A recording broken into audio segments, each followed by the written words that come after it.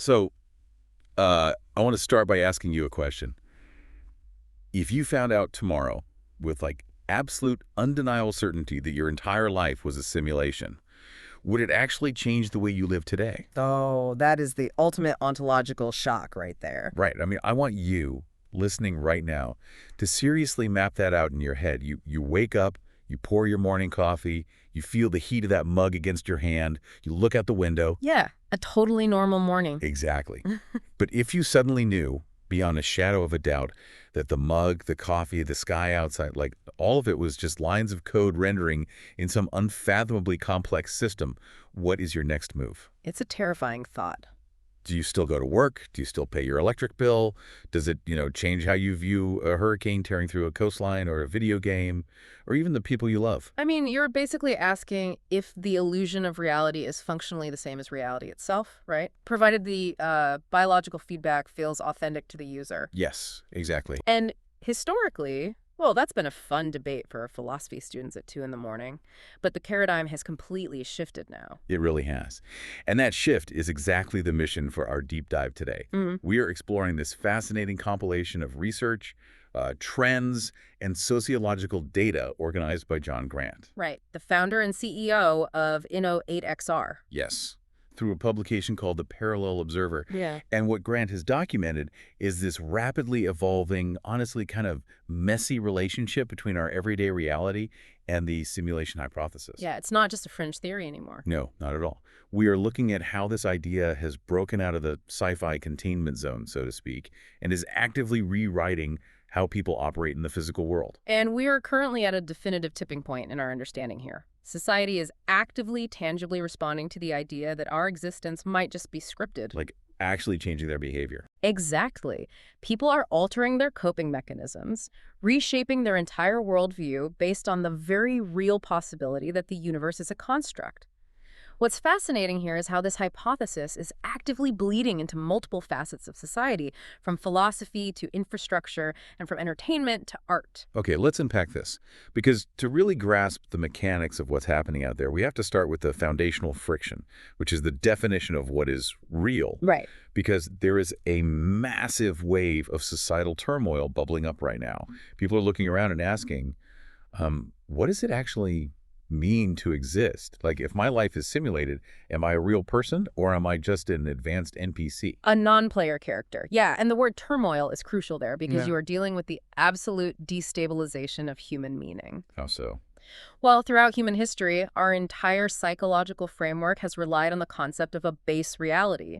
We believe the dirt beneath our feet is made of physical molecules. Dirt, carbon, atoms, all that. Exactly. Because those things are objectively real, the actions we take have objective weight. But if you strip away that base layer and replace it with algorithms, you create this huge psychological vacuum. And that's where the hesitation comes in. I want to break down the mechanics of that hesitation for the listener because it's highly personal. It really is. Let's use an analogy.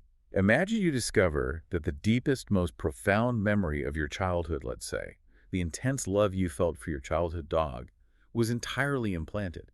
You never actually had a dog. Oh, wow. That's heavy. Right. The memory was just coded into your neural pathways yesterday. The warmth of the dog's fur, the grief of losing it, all of it was just a data injection. Does the love you felt disappear?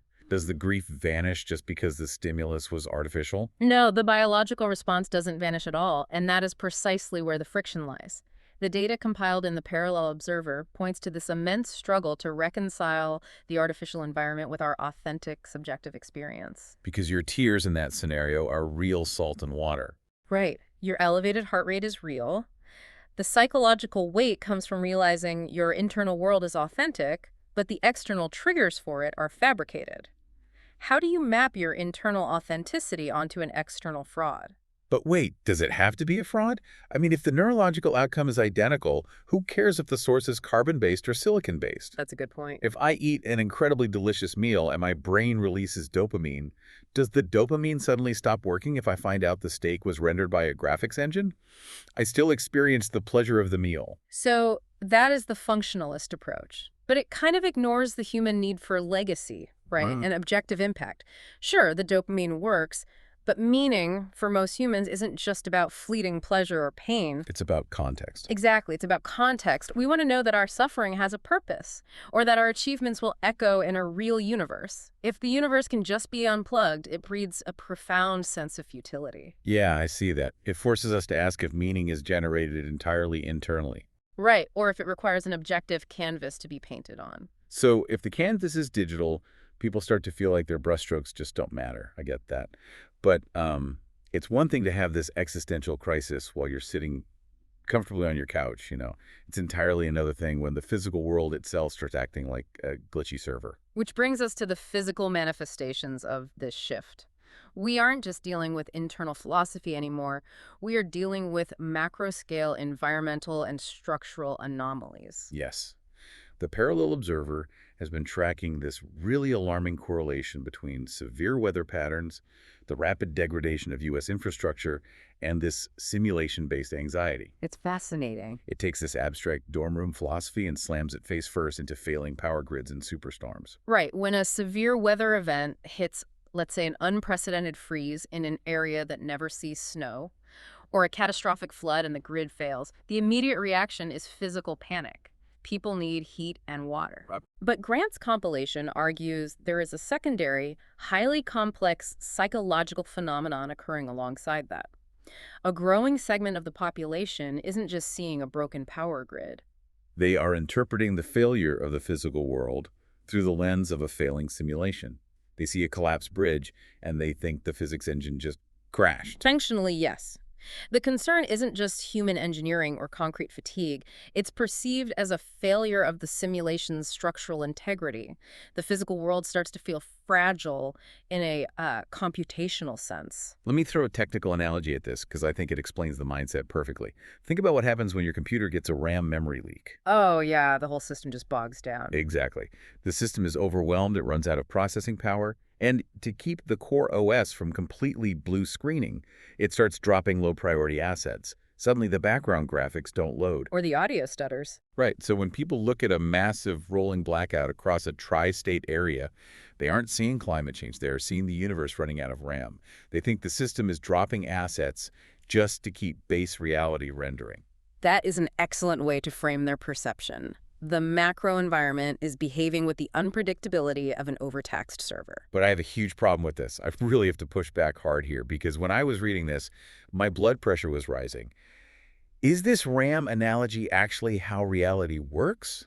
Or is this just the most pathetic, cowardly psychological coping mechanism humanity has ever invented? Oh, how do you mean?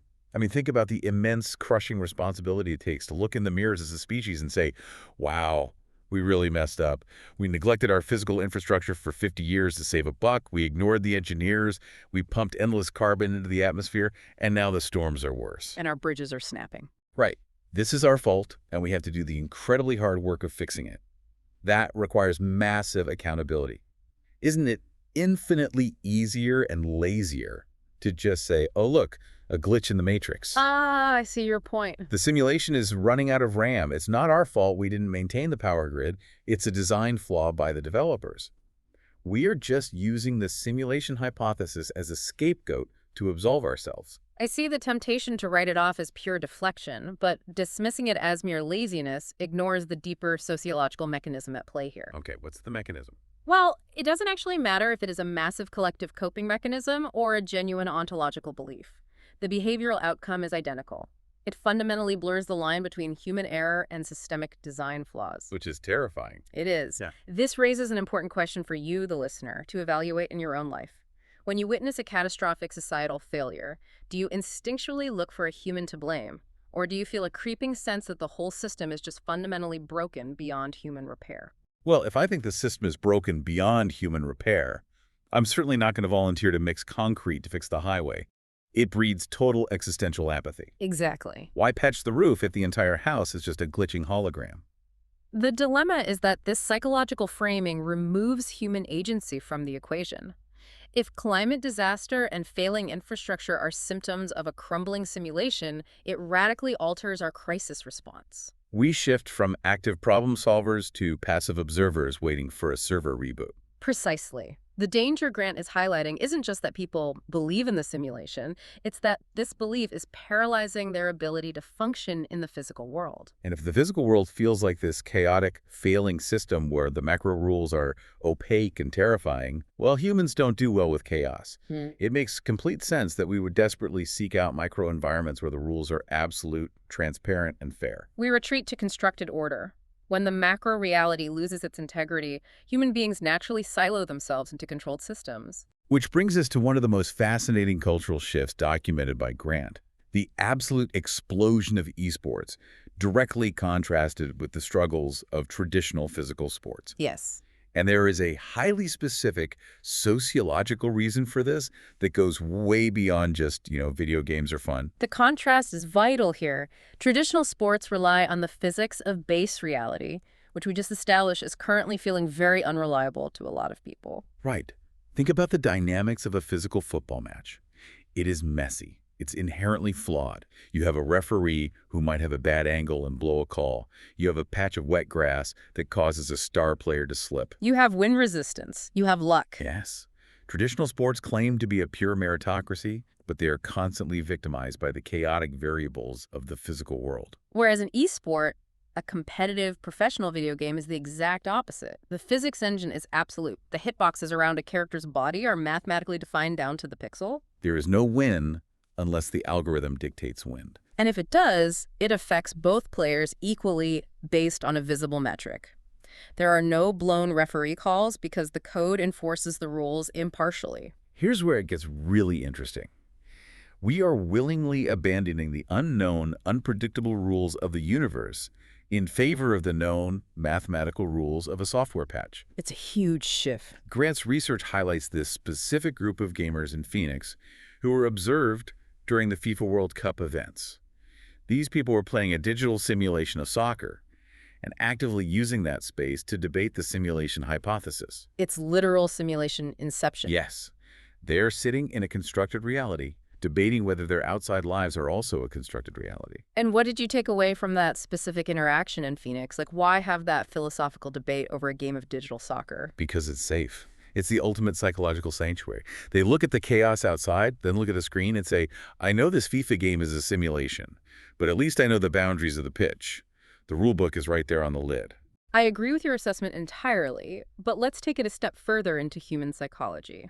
It's not just about safety. It's about craving systemic integrity. Systemic integrity. Okay, explain that. The human mind is highly adept at recognizing patterns, and when the patterns of daily life stop making sense, when the economy behaves irrationally, when the weather defies historical data, the brain experiences extreme cognitive dissonance. And esports eliminate that cognitive dissonance. Yes.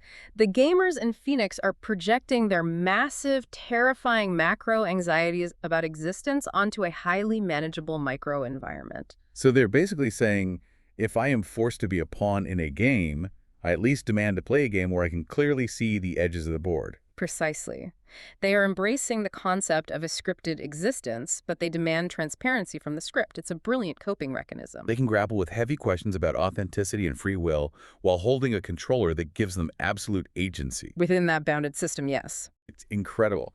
They find comfort in the honest artificiality of the game, rather than the dishonest chaos of the real world. But while millions of people are retreating into these perfectly coded sanctuaries, there is an entirely different demographic doing the exact opposite. Right, the cultural vanguard. They aren't hiding from the glitch, they're running straight toward it. They are actively trying to manipulate, expose, and tear at the fabric of reality itself to see what happens. You are referring to the artists. Always the artists. Yeah. Grant's compilation dedicates significant time to exploring this new movement, calling it art in the age of anomalies. And this isn't just painters drawing scenes from the Matrix. Yeah, it's much deeper than that. It's a fundamental shift in the purpose of art.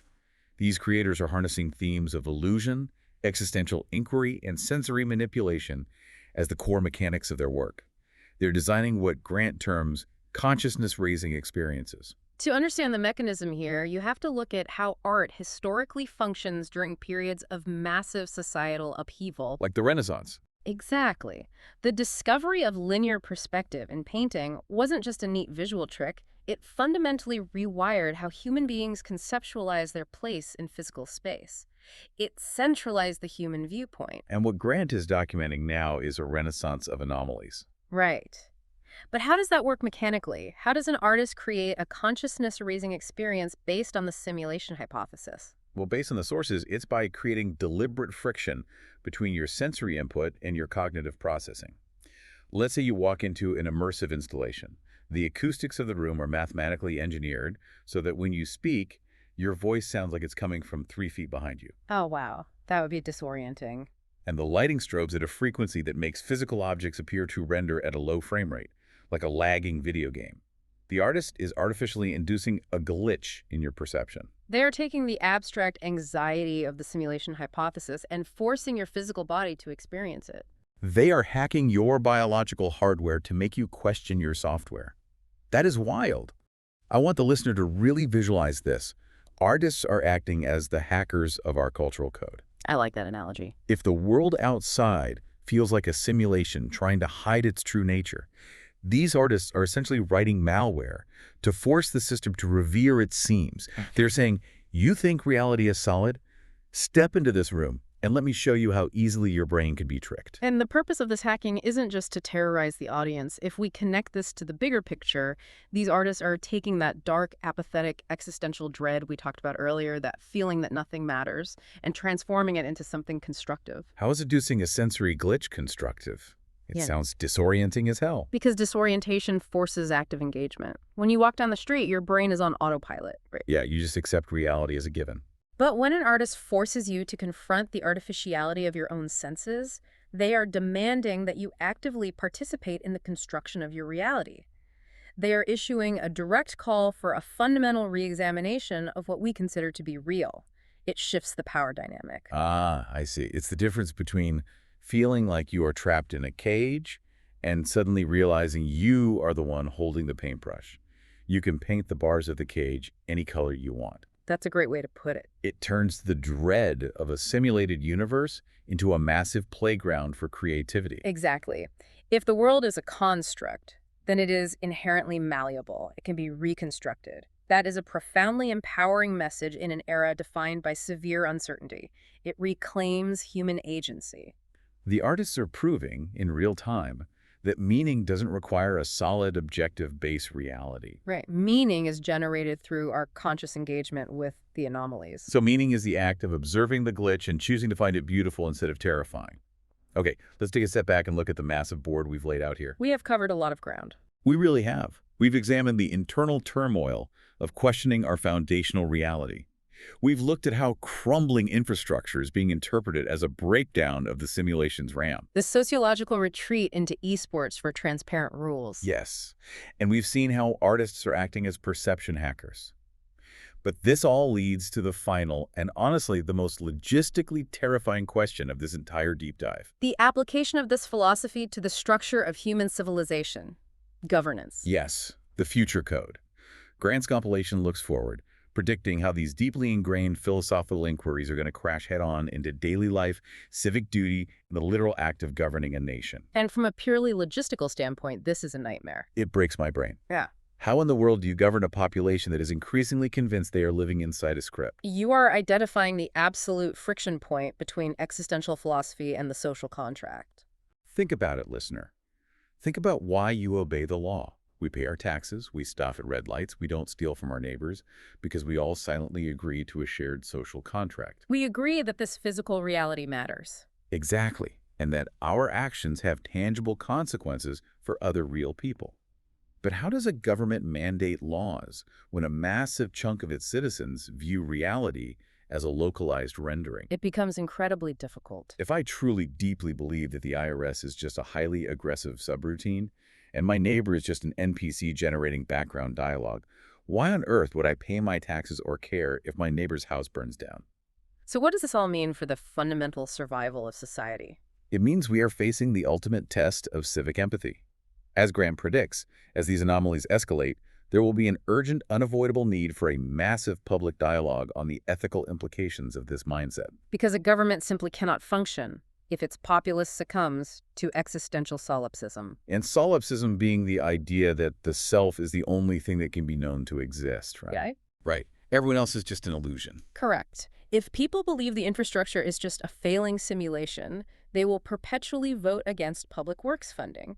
Why spend tax dollars patching a server? And if they believe the environment is just a poorly optimized background graphic, they will aggressively oppose climate initiatives. Exactly. The simulation hypothesis, when taken to its extreme logical conclusion without an ethical framework, becomes a highly destructive sociological pathogen. It actively erodes cooperation. So what is the antidote? How does a governing body, or even just a community, fight back against a pathogen that tells people nothing matters? By adapting the very nature of governance, it will no longer be sufficient for institutions to simply pass laws and expect blind obedience. Governments, educators, and community leaders will have to actively engage in philosophical grounding, They will have to build a new framework that proves the value of the shared experience. regardless of its ontological origin. Wait, so you're saying the government is going to have to start teaching philosophy just to get people to fix potholes? Essentially, yes. We are going to require a new branch of civic duty. You could call it simulated ethics. Immediate ethics, okay. The core argument must be this. It fundamentally does not matter if the universe is a construct. It does not matter if the physics engine is coded. What matters is that the conscious entities sharing this space with you possess the capacity to suffer. Even if the fire is digital, the pain of burning is real. Precisely. We will need to cultivate a populace capable of extreme critical thinking. We will need citizens who can hold two entirely contradictory thoughts in their minds at the exact same time without breaking down. And what are those two thoughts? Thought 1. This entire reality might be an artificially constructed illusion. Thought 2. I still have an absolute, unshakable ethical obligation to reduce the suffering of the other conscious entities trapped in this illusion with me. That is a massive cognitive load to put on the average person. But you're right, it is the only way forward. The public dialogue Grant is calling for isn't a debate about whether the simulation is real. We might never know that for sure. Right. The dialogue is about how we choose to treat each other in the terrifying, confusing shadow of that possibility. We have to decide what kind of simulation we want to live in. It is a comprehensive shift in the human paradigm. It touches the infrastructure, the culture, the art, and the foundational laws of how we operate as a collective species. And I want to pause here and make sure this connects directly back to you listening right now. Whatever brought you to this deep dive today, whether you're a tech developer trying to anticipate the psychological needs of your users, or a sociology student, or just someone staring at their ceiling at 3 a.m. wondering what is real. You need to understand the stakes. You do. This isn't just a fun thought experiment to kick around at a dinner party anymore. The increasingly blurred line between what is real and what is simulated is actively, right this very second, shaping the algorithms that feed you information. The art that challenges your perception. The games that offer you sanctuary, and the physical infrastructure you drive your car on. It is the invisible force currently rewriting the rules of the world. It is the defining lens through which the future of human society is currently being built.